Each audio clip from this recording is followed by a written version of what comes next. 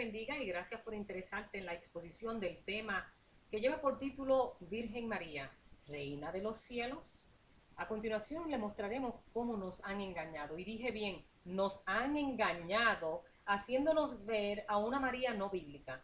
Y como merece saber la verdad, acompáñanos en este interesante estudio bíblico. Eso sí, como requisito debes tener la Biblia a mano para que corrobores por ti mismo y te des cuenta cuál es la verdadera María que hablan las Escrituras.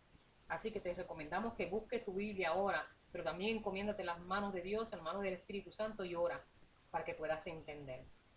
Defenderemos primeramente la tesis de que María no fue virgen después de dar a luz a Jesús. ¿Por qué? Porque siempre se toma de que la Virgen María fue virgen siempre.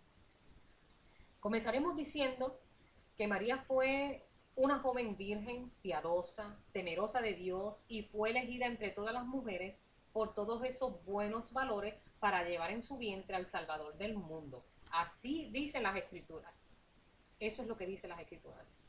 Vayamos a Mateo 1:18 y dice, el nacimiento de Jesucristo fue así. Estando desposada María, su madre, con José, antes que se juntasen, se halló que había concebido del Espíritu Santo. Mateo 1:25 sigue diciendo, pero no la conoció, y esta es la palabra clave aquí, no la conoció hasta que dio a luz a su hijo primogénito y le puso por nombre Jesús. El término conoció en la Biblia quiere decir que no había tenido relaciones sexuales con ella. Para demostrarlo, vayamos a Génesis 4:1, donde se usa el mismo término conoció. Dice, conoció Adán a su mujer Eva, la cual concibió y dio a luz a Caín, y dijo, por voluntad de Jehová he adquirido varón. Entonces conocer en la Biblia significa que ha tenido relaciones sexuales. Ahora veamos la profecía que demuestra que al momento de ser concebida del Espíritu Santo sí era Virgen María. Isaías 7:14. Por tanto, el Señor mismo os dará señal. He aquí que la Virgen concebirá y dará a luz un hijo y llamará su nombre Emanuel.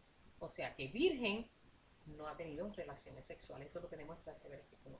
Virginidad no es sinónimo de santidad perpetua como la quieren hacer, especialmente la Iglesia Madre, que ella fue virgen y seguirá virgen. María físicamente ya no era virgen, perdió su virginidad cuando dio a luz a Jesús. Físicamente al momento del alumbramiento tuvo que haber una ruptura del himen, así que por esa parte ya dejó de ser virgen. Además después conoció, o sea, tuvo relaciones con José. Vamos a otro aspecto de María, y es que la ponen como corredentora, como salvadora, como milagrosa y como reina del cielo, lo cual no recibe apoyo bíblico. Por ejemplo, vamos a ir a Juan, capítulo 14, versículo 6, y dice, Jesús le dijo, yo soy el camino y la verdad y la vida. Nadie viene al Padre sino por mí. Solo Jesús puede ir al Padre y no María porque no tiene ese derecho. Ahí claramente lo dice. Exacto. Vamos a buscar otro ejemplo y lo encontramos en Primera de Timoteo capítulo 2 versículo 5. Porque hay un solo Dios y un solo mediador entre Dios y los hombres, Jesucristo hombre. O sea que esto también elimina inmediatamente la posibilidad de otro mediador entre Dios y los hombres. Aún María, cuando estaba embarazada y fue a visitar a Elizabeth, su prima, vamos a ver lo que nos dice Lucas 1:46 al 47. Entonces María dijo, engrandece mi alma al Señor y mi espíritu se regocija en Dios, mi Salvador. Ahí más claro. Exacto. O sea, lo cual María no podía ser salvadora porque ella misma dependía de un Salvador. Otro ejemplo, lo vemos en Lucas capítulo 2, versículos 22 al 24. Y cuando se cumplieron los días de la purificación de ellos, conforme a la ley de Moisés, le trajeron a Jerusalén para presentarle al Señor. Como está escrito en la ley del Señor, todo varón que abriere la matriz será llamado santo al Señor. Y para ofrecer conforme a lo que dice en la ley del Señor un par de tórtolas o 2 palominos. O sea, María cumplió con lo que dice Levíticos 12:6. Cuando los días de su purificación fueran cumplidos por hijo o por hija, traerá un cordero de un año para holocausto y un palomino o una tórtola para expiación a la puerta del tabernáculo de reunión al sacerdote. Oyó bien claro que dice para expiación, para expiar los pecados de Dios. Es decir, que cuando María terminara la cuarentena, debía ir al templo a ofrecer sacrificio por el perdón de sus pecados. Aún ella tuvo que presentarse al sacerdote. Aún ella, imagínate. Otro punto, Juan 14:6. Jesús le dijo, yo soy el camino y la verdad y la vida, y nadie viene al Padre sino por mí. 3 cosas dice aquí, que Jesús es el camino, Jesús es la verdad y Jesús es la vida. O sea, Jesús es el único camino, pero no María. Exacto. Ahí no pueden inventar con eso. Juan 14:13. Si algo pidieres en mi nombre, yo lo haré. Y estas son palabras de Jesús. Si Claro. cualquier cosa que tú pidas en el nombre de Jesús, el Señor lo hace, ¿verdad? Lo concede. Hechos 4:11 al 12. Este Jesús es la piedra reprobada por vosotros los edificadores, la cual ha venido a ser cabeza del ángulo. Y en ningún otro, mira que claro lo dice, en ningún otro hay salvación, porque no hay otro nombre bajo el cielo dado a los hombres en que podamos ser salvos. ¿Sí? También se dice que María es salvadora, y ese versículo que acabamos de leer lo aclara, de que no hay otro nombre en que podamos tener salvación, Jesucristo, en el nombre de Jesucristo que se puede obtener la salvación, no en el nombre de María. También se dice que ella es corredentora. Veamos entonces qué quiere decir redimir. Redentora viene de redimir. En la Biblia vamos a usar el diccionario bíblico. Redimir es pagar un precio por medio del sacrificio con sangre. Y María no murió en la cruz por nosotros. El único que murió en la cruz fue Cristo. Dice, el único que vino a pagar ese alto precio fue Jesús, quien padeció por nuestros pecados una cuenta muerte en la cruz. Él fue el único para limpiar nuestra escoria, o sea, llámese nuestros pecados.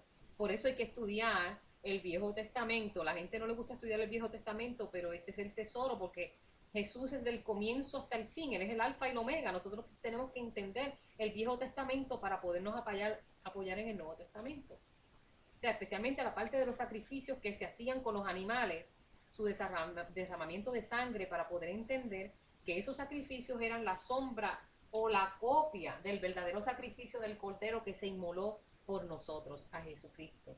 Él es nuestro Redentor y Salvador y no María. Hay otro concepto que pone a María como abogada o la que aboga por nosotros delante del Padre.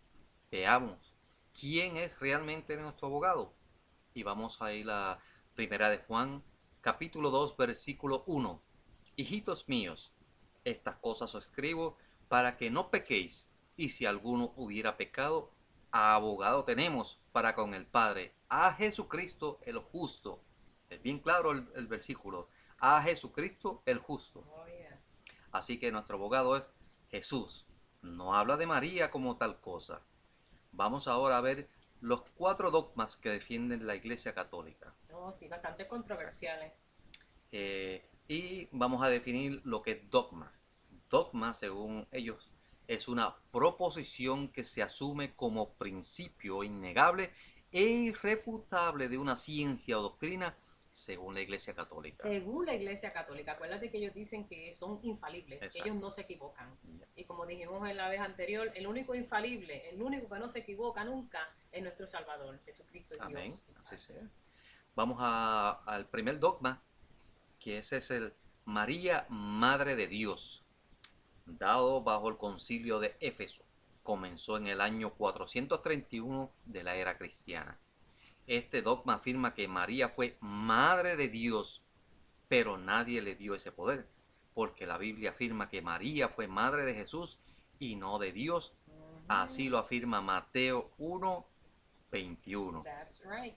Y dará a luz un hijo y llamará su nombre Jesús, porque él salvará a su pueblo de sus pecados. Aquí aclara nuevamente que el Salvador es Jesús y no María. Pero fíjate la connotación esa, madre de Dios. Sí. Que Si nosotros vamos a ver esto, Madre de Dios está poniendo a María por encima de de Dios. Dios el Padre, o sea que dio a luz a Dios el Padre que está por encima de ellos. Quieren decir que María está por encima de ellos, Ajá, eso. lamentablemente. Y sí, pues ella fue la madre de Jesús, que es Dios, pero Dios el Hijo, no Dios el Padre. Exactamente, eso es lo que quise decir. El segundo dogma establece y asegura la perpetua virginidad, lo que estábamos hablando ahorita, la perpetua virginidad de María, la cual se mantuvo virgen antes, durante y después del parto y nunca dejó de ser virgen. Siempre es virgen hasta el sol de hoy. Esto no lo apoya la Biblia, claro está. En Mateo 1:24 al 25 dice, y despertando José del sueño hizo como el ángel del Señor le había mandado y recibió a su mujer. Pero no la conoció hasta que dio a luz a su hijo primogénito y le puso por nombre Jesús.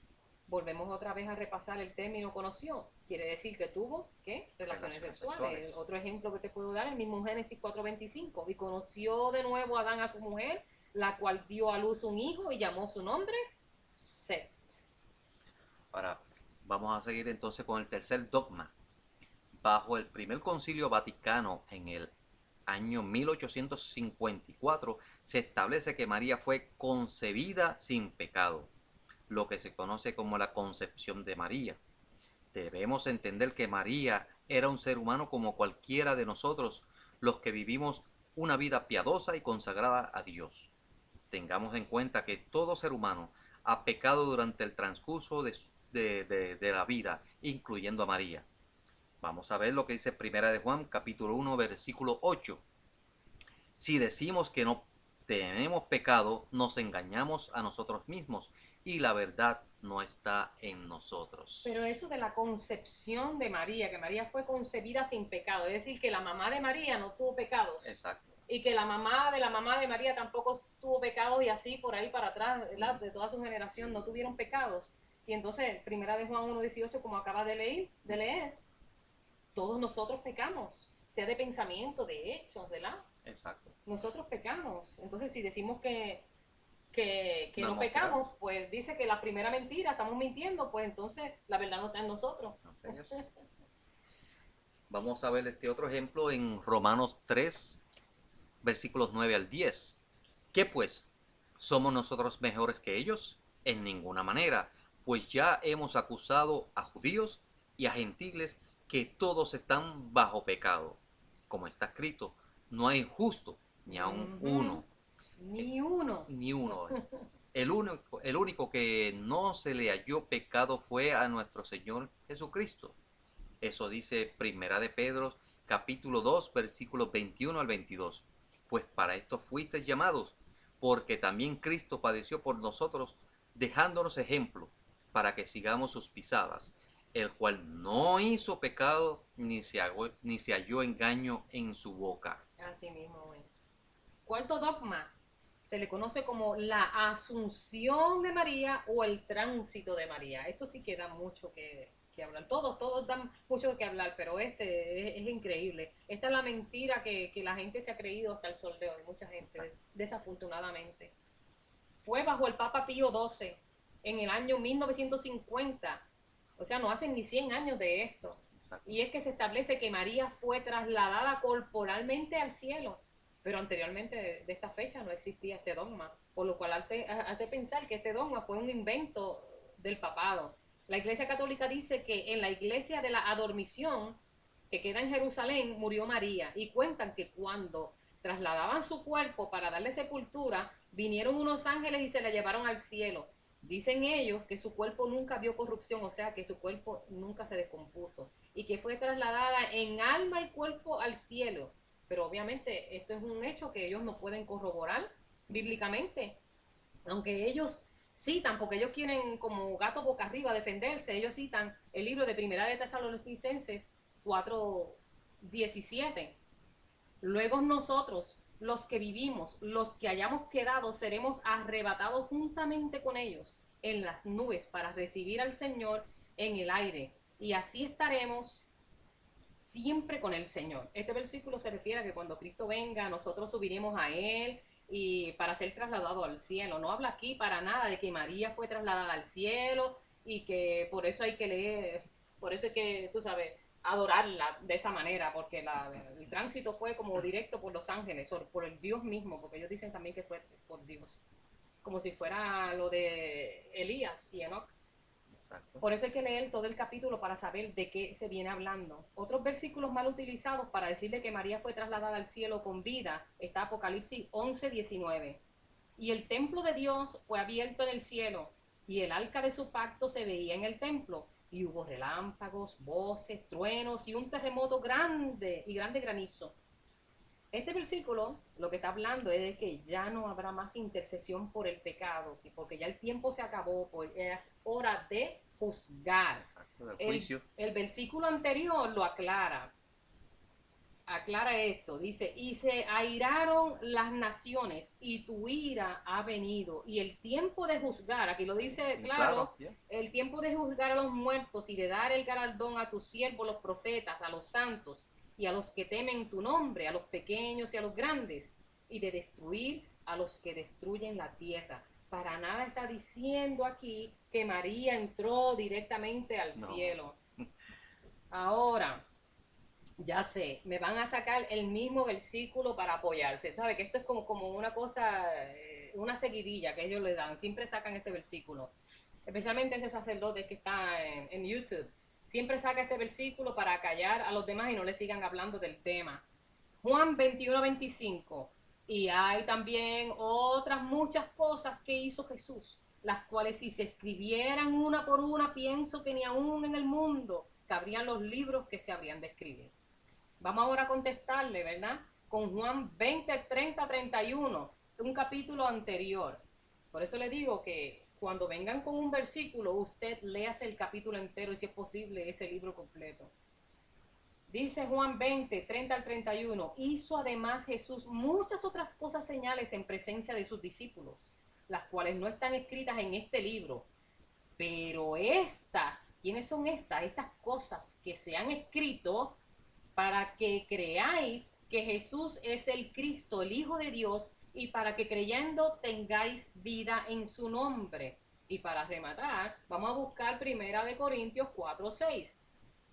Pero esto, hermanos, lo he presentado como ejemplo en mí y en Apolos por amor de vosotros, para que en nosotros aprendáis a no pensar más de lo que está escrito, no sea que por causa de uno os envanezcáis unos contra otros, o sea, para que no se mientan uno contra otro, porque exacto, aquel dice una cosa, el otro dice otra, entonces entra en contrariedad, lo que se llama presunción.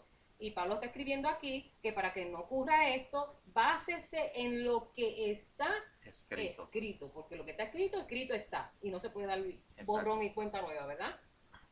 Óigalo bien, lo que no está escrito, no lo crea, porque siempre le van a decir que las tradiciones pasaron oralmente con los años, y esto lo vuelvo a repetir, no es la manera más confiable, porque por el camino la gente le va añadiendo y quitando cosas, como pasa con los chismes y como pasa con los comentarios, ¿verdad? No se pongan a inventar, porque ellos dicen que tienen un banco de todas las confesiones y de toda esa data. Entonces no podemos confiar en eso, lo que se dijo oralmente no hay manera de confiar. Lo que la Iglesia Católica llama la Asunción de María. Y vamos a ver lo que dice aquí. Definen ellos como asunción ser llevado a los cielos por Dios mismo o por los ángeles, como son los casos de Enoch y Elías. De que aquí, de aquí que sacan el concepto reina de los cielos. Bueno, aparentemente, porque a Semiramis, Astarte o Istar se le conocía con el mismo nombre y se hacían pinturas, estatuas, grabados en esos tiempos, con su hijo Tamuz en los brazos. Y esas mismas imágenes son las que se usan hoy en día para decir que es María con Jesús en los brazos. Las imágenes de Semiramis con Tamuz fueron para el año 3005 y las de María, las imágenes de María que tenemos hoy en día, con Jesús fueron hechas muchos siglos después. Entonces eso hace que pensar, ¿verdad? Acordémonos también de que cuando Constantino le da el poder a la iglesia cristiana de regir, para ellos no perder los adeptos o el favor del pueblo, siguieron adorando imágenes y dioses, entre los cuales, claro está, el culto a María, el culto a Semiramis, la misma diosa Diana o Semiramis, la misma que la Biblia menciona como Astarte. En cuanto a la reina de los cielos, dice el profeta Jeremías en el capítulo 7, versículo 18, las mujeres amasan la masa para hacer tortas a la reina del cielo, mira, no es coincidencia, y para hacer ofrenda a dioses ajenos, para provocarme a ira, o sea, esas ofrendas, el adorar a esos ídolos, a esos dioses, a la diosa Semiramis y a la diosa María, dice que provoca a ira a nuestro Señor, porque está dándole que la gloria y la honra a ellos, entonces Dios se queda como de un lado. Exacto, Esas tortas también eran dedicadas a la diosa Astarte, quien era conocida también como la reina del cielo. Pareciera casualidad, mi hermano, pero no lo es, créame que no lo es. También se le conoce que si las 11.000 vírgenes, mi abuelita siempre encomendaba, Dios te favorece que te acompañe y las 11.000 vírgenes estén contigo. De tanta gente, imagínate. La Milagrosa, la Virgen Milagrosa, la Krishna, la Guadalupana, la Virgen del Cobre, todas las vírgenes son la misma Semiramis, es la misma historia de nunca acabar. Exacto. O sea que le han hecho creer a la media humanidad que esto es así porque lo dicen y afirman muchos teólogos católicos y porque tienen autoridad eclesiástica. Sobre todo, eso es lo que afirman. Y además es la iglesia más antigua. Claro, la que más cosas paganas han enganchado durante los siglos. Solamente que si no está escrito en la Biblia, no lo creemos. Eso dice Deuteronomios capítulo 29, versículo 29. Las cosas secretas pertenecen a Dios, mas las reveladas son para nosotros. Eso es bien enfático. Exacto. Y para nuestros hijos, para siempre, para que cumplamos todas las palabras de esta ley. Solo ocupémonos de lo que está escrito y como no hay nada escrito de lo que pasó después de la muerte de María, no lo inventemos. Exactamente, volvemos a recalcar que eso es presunción. Hablemos un poco de las opiniones o de las apariciones más bien de María, que se apareció aquí o allá, que deja un olor fuerte a rosas cuando ella se aparece. Algunos afirman que la han visto llorar, que llora sangre, que llora aceite, y que ese aceite es un olor, una fragancia rosa bien intenso. Pues mira, yo le creo todo eso, porque las apariciones, el diablo las hace ver de esa manera, y que es una trampa del enemigo, de Satanás. Veamos lo que dice Marcos 13:21. Entonces, si algunos dijere, mirad, aquí está el Cristo, o mirad, allí está, no le creáis.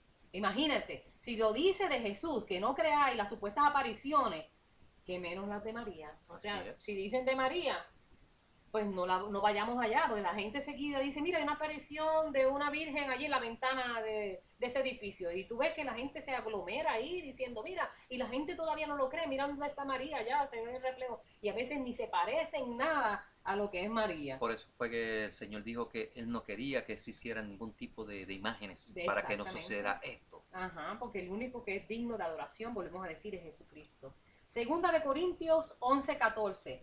Y no es maravilla, o sea, no se sorprenda, porque el mismo Satanás se disfraza como ángel de luz, imagínate tú. Y yo pienso que si se disfraza de ángel de luz, se puede disfrazar de María, porque si lo hizo en el Edén, que se apareció como una serpiente para engañar a Eva, el diablo es un mentiroso, es un tramposo, puede aparecerse como lo que él quiera. Exacto. Tampoco le pidamos favores o milagros de rodillas. Estamos hablando de María. Vamos a ver lo que dice Salmos capítulo 97, versículo 7. Avergüéncense todos los que sirven a las imágenes de talla, los que se glorían en los ídolos. Isaías capítulo 41, versículo 29 dice, he aquí, todas son vanidad y las obras de ellos nada. Viento y vanidad son sus imágenes fundidas. Viento y vanidad. Exacto. Por eso el Señor no quiere que haya ninguna imagen en las iglesias. Dios no se agrada de esto porque el hecho de arrodillarse ante una imagen es abominación Esa para el es la palabra Señor. correcta, Exacto. abominación. Ahora vamos a otro punto. La gran pregunta, ¿tuvo más hijos María?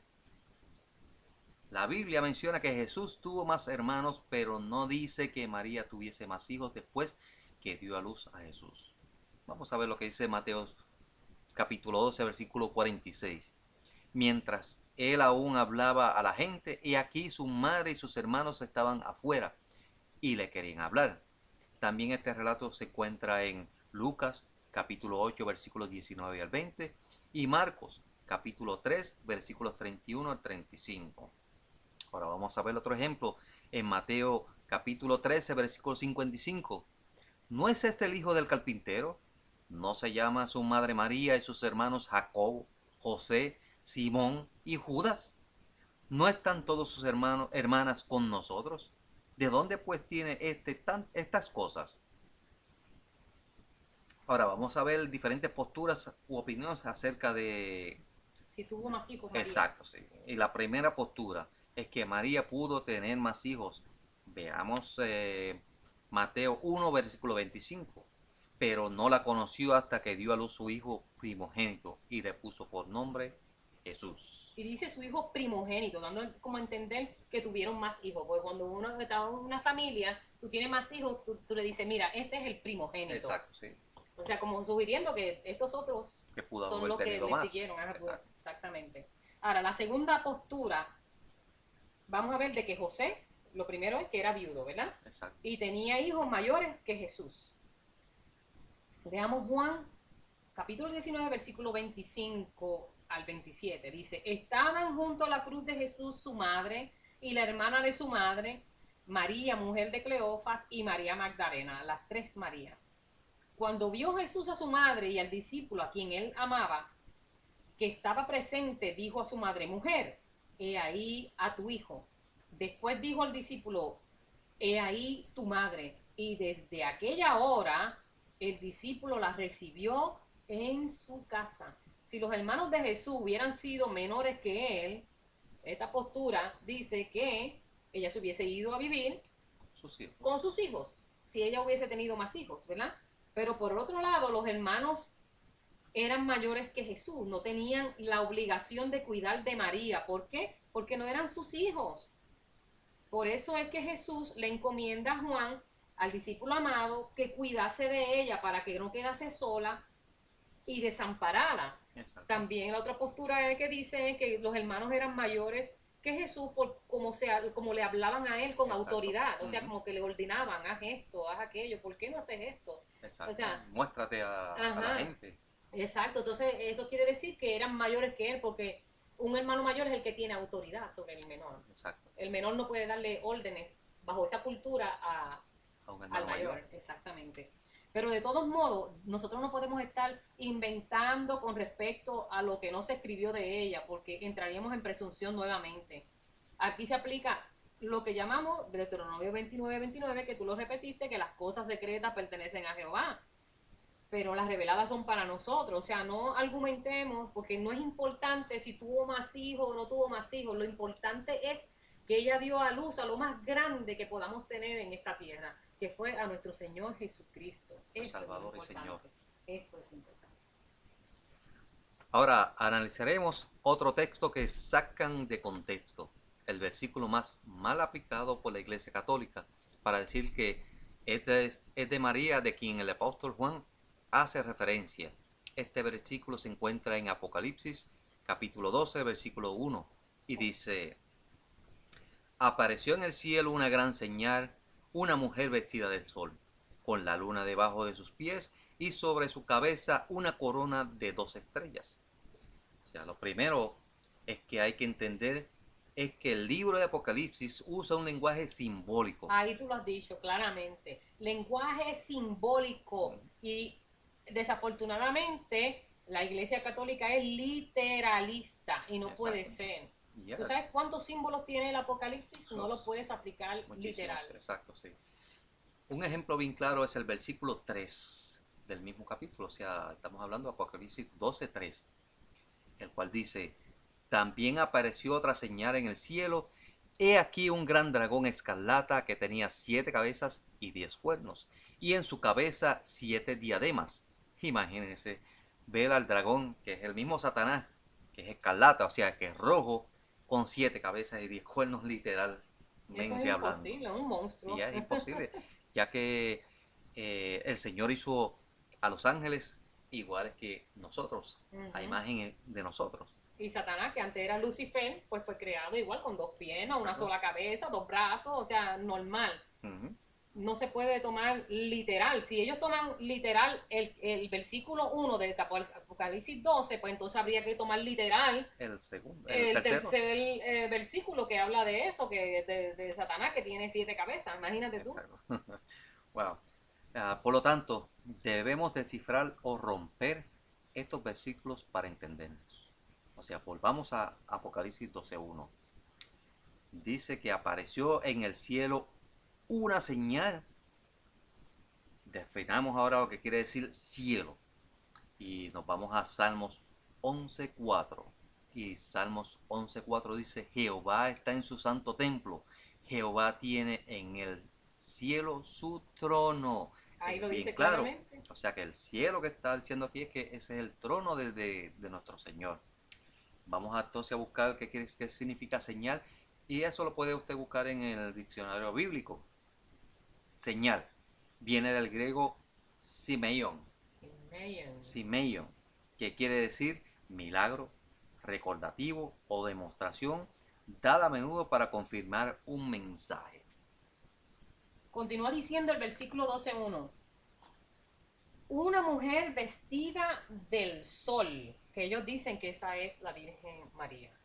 Vamos a descifrar esto. Una mujer vestida del sol. La palabra mujer en la Biblia representa dos cosas.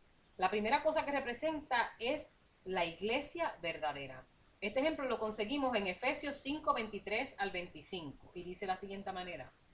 Porque el marido es cabeza de la iglesia, la cual es su cuerpo, y él es su salvador. Así que como la iglesia está sujeta a Cristo, así también las casadas lo estén a sus maridos en todo. Maridos, amad a vuestras mujeres, así como Cristo amó a la iglesia y se entregó a sí mismo por ella. O sea, Cristo está haciendo una comparación de la mujer con la iglesia verdadera. Ahora, vamos a ver la segunda comparación de la palabra mujer en la Biblia. Apocalipsis 17, del 1 al 6. Fíjate que la Biblia misma se va explicando a sí misma. Exacto, Nosotros sí. no necesitamos ningún traductor, como están diciendo. O sea, si nosotros leemos el todo, todo puede encajar. Apocalipsis 17, 1 al 6 dice lo siguiente. Vino entonces uno de los 7 ángeles que tenían las 7 copas y habló conmigo diciéndome, ven acá y te mostraré la sentencia contra la gran ramera, la que está sentada sobre muchas aguas, con la cual han fornicado los reyes de la tierra y los moradores de la tierra se han embriagado con el vino de su fornicación. Y me llevó en el espíritu al desierto y vi una mujer sentada sobre una bestia escarlata, o sea, una mujer, una iglesia, sobre una bestia escarlata llena de nombres de blasfemia, que tenía 7 cabezas y 10 cuernos. Y la mujer, o sea, la iglesia, estaba vestida de púrpura y escarlata y adornada de oro, de piedras preciosas y de perlas, y tenía en la mano un cáliz de oro lleno de abominaciones y de la inmundicia de su fornicación. Y en su frente un nombre escrito, un misterio: Babilonia la Grande, la madre de las rameras y de las abominaciones de la tierra. Vi a la mujer, o sea, a la iglesia, ebria de la sangre de los santos y de la sangre de los mártires de Jesús, y cuando la vi, quedé asombrado con gran asombro. Está haciendo una comparación de esta mujer con la iglesia falsa. Vemos entonces que la palabra mujer en la Biblia quiere decir iglesia, una iglesia verdadera y la otra que representa la iglesia falsa. Ahora veamos lo que significa la frase vestida de sol del mismo capítulo, Apocalipsis 12:1. Busquemos el libro de Malaquías 4:2. Malaquías 4:2 dice, mas a vosotros, los que teméis mi nombre, nacerá el sol de justicia, y en sus alas traerá salvación, y saldréis y saltaréis como becerros de la manada. o sea, el sol, sun, quiere decir Jesús. Ese es el sol de justicia, porque traerá salvación. El único que trajo salvación, ¿quién es? Cristo Jesús. Cristo Jesús. Es decir, que Cristo está representado por el sol de justicia, o sea que la iglesia está vestida ¿de quién? Vestida de Cristo. Amén. Ahora veamos qué representa la expresión la luna debajo de sus pies. Seguimos con el mismo versículo, Apocalipsis capítulo 12, versículo 1. Pero vamos para ver lo que significa eso de la luna debajo de sus pies. Vayamos a Génesis capítulo 1, versículo 16. E hizo Dios dos grandes lumbreras, la lumbrera mayor para que señorease en el día y la lumbrera menor para que señorease en la noche. Hizo también las estrellas. O sea, lumbrera mayor es el sol. Vimos que el sol representa a Cristo en Malaquías 4:2. Y la lumbrera menor, que es la luna, representa la palabra de Dios, o sea, la Biblia. Veamos qué dice Salmos 119:105 para probar esto. Lámpara es a mis pies tu palabra y lumbrera mi camino. Entonces, la frase que dice la luna debajo de sus pies se refiere a que la iglesia está sostenida por las escrituras, o sea, por la Biblia, y está debajo de sus pies porque el mensaje iría a todo pueblo, tribu o nación. Veamos otra frase de Apocalipsis 12:1. Dice la corona de 12 estrellas. Busquemos el significado de corona en un diccionario bíblico. Encontraremos varios significados, pero esta palabra de corona en este caso es específico, se refiere a corona de victoria, del griego estéfanos, o sea, corona, una presea que se le da a uno que venció. Como están en las competencias olímpicas y eso, que se le da una corona. Exacto, así es. Una presea. Entonces, quiere decir que la iglesia tiene una corona de victoria porque es la iglesia triunfante. Ahora, ¿qué significa las estrellas de la corona? Representa a los que enseñan la justicia a la multitud o al mundo. Eso lo vamos a ver en Daniel capítulo 12, versículos 3. Daniel 12:3 dice de la siguiente manera: los entendidos resplandecerán como el resplandor del firmamento, y los que enseñan la justicia a la multitud como estrellas a perpetua eternidad. O sea, esas estrellas son los que enseñan, las personas que enseñan a la multitud. Exacto. Otro ejemplo de mensajero y estrella está en Apocalipsis 1:20. Dice: el misterio de las 7 estrellas que has visto en mi diestra y los 7 candeleros de oro. Las 7 estrellas son los ángeles de las 7 iglesias y los 7 candeleros que has visto son los ángeles de las 7 iglesias. Aquí se nos explica que los ángeles son mensajeros, pero en contexto general, las estrellas o mensajeros pueden ser los que llevan la palabra de Dios, como lo son los ministros, los apóstoles, los pastores, los profetas, o sea, todo aquel que llevó o lleva el mensaje de salvación. También representan a los 12 apóstoles, esas 12 estrellas. ¿Por qué? Porque fueron los que enseñaron la verdad en el Nuevo Testamento, fueron los pioneros. Ahora veamos un bosquejo de todo lo que hemos estudiado para entender este versículo, que llevamos un ratito, ¿verdad?, explicándolo, porque es que es el versículo peor tergiversado, que engañan a los hermanos. Y hermano, véalo claro, estúdialo con detenimiento para que vea que las Sagradas Escrituras las explican por sí mismas. Apocalipsis 12:1. Señal, vimos que es un milagro, un recordativo, una demostración. Usa el diccionario bíblico para buscar esa definición. Mujer significa iglesia, y para ello utilizamos a Efesios 5:23-25 y Apocalipsis 17 del 1 al 6. El sol representa a Cristo, lo vimos en Malaquías 4:2. La luna representa la palabra de Dios, la Biblia o el Evangelio. Para ello usamos Génesis 1, versículo 16 y Salmo 119:105. La corona representa una presea a los que venzan, o sea, significa victoria, del griego estéfanos. Para eso utilizamos el diccionario bíblico. Las 12 estrellas son los mensajeros, los ángeles, los ministros, los apóstoles, los profetas, como lo dijimos y mencionamos y leímos para demostrarlo, Daniel capítulo 12, versículo 3. El cielo, que fue el primero que mencionamos, que es el trono de Dios donde está la silla misma, el trono donde Él rige. Y para ello lo demostramos con Salmos 11:4. O sea, parafraseando entonces Apocalipsis 12:1, que mucho que ha dado trabajo, diría como sigue. Desde el trono de Dios, o sea, desde el cielo, se revelará un milagro, o sea, una señal. La iglesia, quien es la mujer verdadera de Cristo, que es el sol de justicia, con las escrituras, que está representado por la luna, para predicar la palabra de Dios por todo el mundo, por eso dice debajo de sus pies, y esta iglesia tendrá la victoria, o sea, la corona, la presea, porque habrán mensajeros, que son las 12 estrellas, predicando el verdadero mensaje de salvación. O sea, vamos a ponerlo de otra manera, o sea, diciéndolo como se supone que es. Desde el trono de Dios se revelará un milagro, la iglesia verdadera de Cristo, con las escrituras para predicar la palabra de Dios por todo el mundo.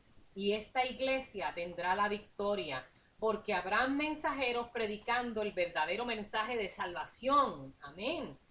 Esta es la correcta interpretación de este versículo que hemos escudriñado hasta ahora por medio de la palabra de Dios. Y para nada está hablando aquí, vuelvo y recalco, de María como la reina del cielo. Entonces queda descartada esa teoría. Así es. Que muchos están defendiendo últimamente en las redes con el sacerdote ese que dicen que, bueno, está haciendo estrago. Ustedes saben quién es, no tengo que mencionar su nombre. Y lo dicen otros más, repitiendo lo mismo. O sea, usted no repita lo mismo si usted no sabe a ciencia cierta lo que significa. Vaya a las escrituras, órele al Señor para que Él le dé la luz, la vislumbre. Ahora vamos a analizar el Apocalipsis capítulo 12, versículo 2. Estando encinta, clamaba con dolores de parto en la angustia del alumbramiento.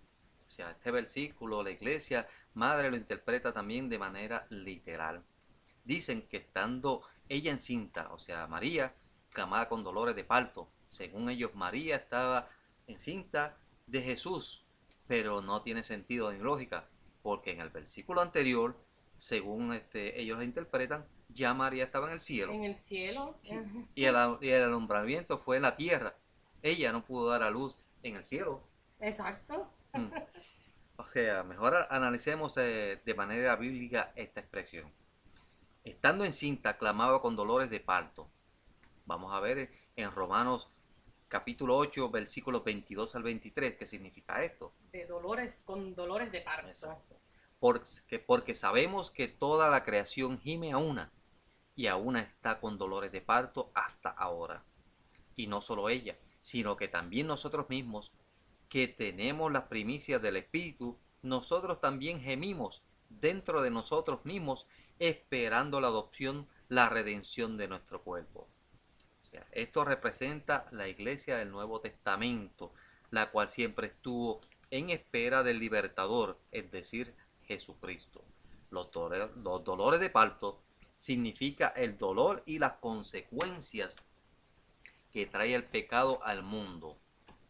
La frase que sigue, en la angustia del alumbramiento, porque esto le dice también que la angustia del alumbramiento, cuando María tenía la angustia del alumbramiento porque estaba dando a luz a Jesús, si lo aplican literalmente. Quiere decir que estamos en espera de la redención de nuestro cuerpo. Eso es la verdadera respuesta. Necesitamos ser transformados hasta que no quede más sufrimiento por el pecado y hasta que no quede vestigio de pecado, como vimos en el versículo de Romanos 8, 22 a 23 que acabaste de leer. Exacto. Así que este maratón lo hemos estudiado, gloria a Dios, ¿verdad? Y lo hemos estudiado bíblicamente, no es teoría, no hemos venido aquí con cuentos de camino. Es lo que dice el error de la iglesia madre, lo hemos corregido, lo hemos tratado de probar Aclarar. bíblicamente, lo que ha tergiversado la iglesia por muchos años, por muchos siglos. Y ahora que cuando nos vengan otra vez con este versículo, apoyémonos en lo que dice Isaías 8:20, a la ley y al testimonio. Si no dijeren conforme a esto es porque no les ha amanecido, es decir, que no han entendido nada, como decíamos en el argot popular, no han entendido ni papa. Y eso es lo que pasa. Como no han entendido, ellos siguen como el papagayo repitiendo un error y repitiendo un error. Algo importante para terminar que le decimos es, acuérdese de esto, que es lo más importante y lo más sobresaliente, que el que va a venir, el que estamos esperando, es al Rey de Señores, al Rey de Reyes, y no a la Reina del Cielo, la Virgen María. Hay mucho que estudiar, mi hermano, usted amigo que nos escucha, saque tiempo, porque cercano, ya cercano está el día que le veremos en la nube de los cielos. Y como dice Daniel 12:10, en la última porción, solo los entendidos comprenderán. En ese tiempo los entendidos comprenderán. Por eso es que tiene que usted, si usted quiere entender, estudie, practique, buscando los versículos que les dimos, y léalos y ora al Señor, porque el Señor, por medio de su Santo Espíritu, le va a hacer entender todas estas cosas. Amén. Y sí, somos adventistas del séptimo día. Ese es nuestro nombre. Así Dios les bendiga. Vamos a terminar con una corta oración. Así es. Amante Padre, buen Dios, gracias te damos por ser un Dios bueno, por ser un Dios bondadoso, por dejar tu palabra para que nosotros podamos entender qué es lo que tú quieres que nosotros comprendamos y que tú quieres que nosotros hagamos. Gracias por este estudio. Te suplicamos que este estudio pueda sacar del error a muchas personas que están buscando la verdad. Y, como dice tus sagradas escrituras, que Cristo es la verdad y en Él nos apoyamos. En el nombre y por los méritos de Cristo Jesús te lo pedimos. Amén.